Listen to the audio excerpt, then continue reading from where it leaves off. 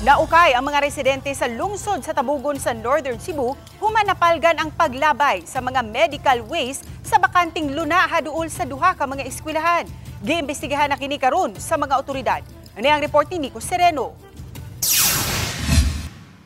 Sayo kagahapon sa buntag nabantayan kining ubay-ubay nga mga yellow garbage bags daplin sa dan sa barangay Libho sa lungsod sa Tabugon. Dihang gisusi, nakita nga mga medical wastes ang sulod niini.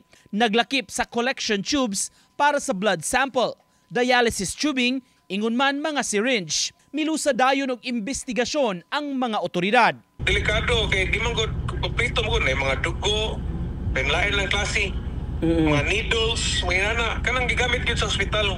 So mo na akong gipasubay gyud. Assuming na mga samples gyud ni sa mga dugo or any mga specimen na mga naisakit or infectious disease. So mo nang nag-coordinate ko sa PNP. Sa inisyal nga pakisusi, posibleng nagikan ang mga medical wastes sa usa ka diagnostic clinic sa Silingang lungsod. Samtang muhimo sabog investigation ang Municipal Council kundi indunay ipatawag nga mga tao muhatag og katin-awan. Lakip na niini ang giingon sa mayor nga anda muhatag og pamahayag. Nila may mga tulo ka tao na ni duol ni prehay na to atong istorya.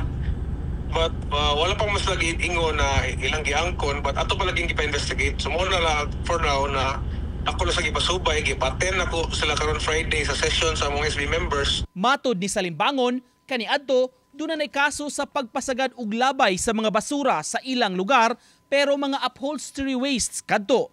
Naalarma sila karon sa medical wastes labi na nga duol pagyod sa duha ka eskwelahan. Akong gingina ng PNP na ipamonitor lang together with our sa amuang MHO office o sa RHU na asisan na po sila na usawang pag-handle sa mga waste. Alright. Aron dili ta maka simbako madisgrasya baron matusok patakibaw. Desidido ang LGU nga mupasaka og kaso sa responsable. Uban ni Godfrey Rilien, Nico Sereno, Balitang Bisdak.